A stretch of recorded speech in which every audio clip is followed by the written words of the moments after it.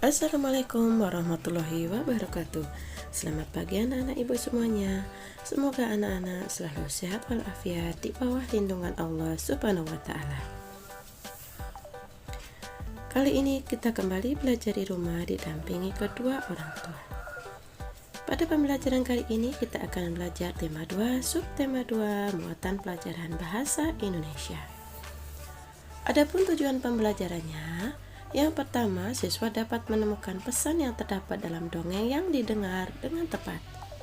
Tujuan pembelajaran kedua, siswa dapat menceritakan kembali isi dongeng dengan bahasa sendiri secara lisan.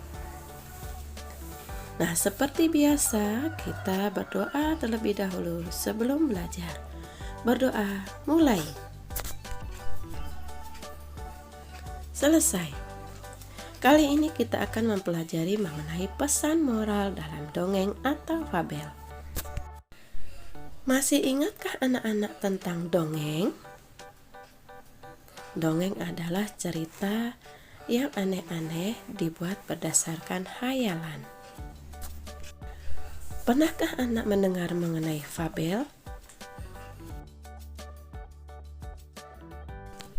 Fabel adalah cerita fiksi atau khayalan yang menggunakan hewan sebagai tokoh cerita. Fabel adalah cerita fiksi atau khayalan belaka.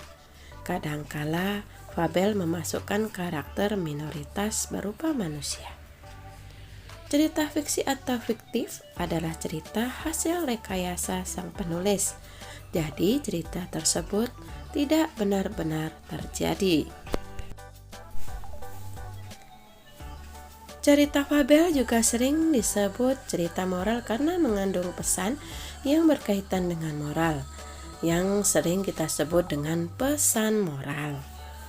Pesan moral biasanya terjadi di akhir dongeng atau cerita. Pesan moral dibuat oleh pengarang. Diharapkan pembaca dapat mengambil hikmah setelah membaca dongeng atau fabel. Supaya lebih jelas, mari kita simak dongeng berikut ini. Musang dan induk ayam. Suatu hari di senja yang tenang, hiduplah seekor ayam betina yang sedang mengerami 3 butir telur yang akan menetas.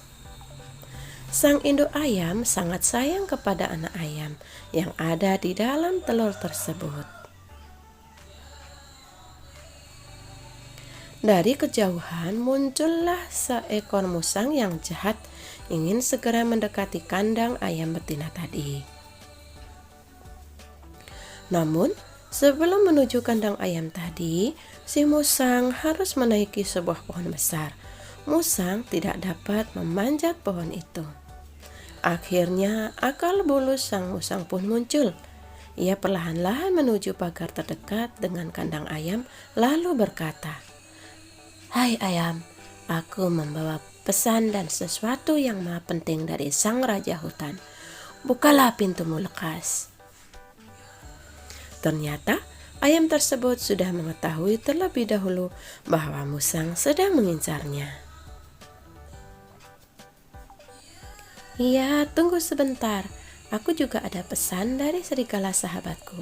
Dia punya sesuatu untukmu. Sebentar ya. Serigala, serigala." Si induk ayam tidak mau kalah dengan si musang. Wah, ternyata dia sahabat serigala yang menjadi musuhku. Aduh, aku harus segera pergi.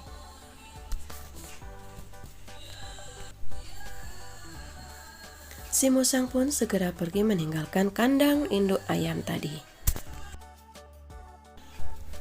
Dan tidak mau kembali lagi. Jangankan kamu, aku saja takut dan lari kalau ada serigala yang mendekati. Akhirnya, si induk ayam dan telur-telurnya selamat dari akal jahat si musang yang mempunyai niat jahat untuk memangsanya. Nah, setelah anak-anak selesai membaca dongeng tadi, pesan moral apakah yang dapat diambil? Iya, betul sekali. Jangan melakukan kebohongan untuk kejahatan. Jadi, sifat dari tokoh yang baiklah yang harus kita contoh, sedangkan sifat dari tokoh jahat tidak perlu kita contoh. Untuk lebih jelasnya, pelajari materi bahasa Indonesia di buku tema 2 subtema 2 tentang dongeng atau fabel.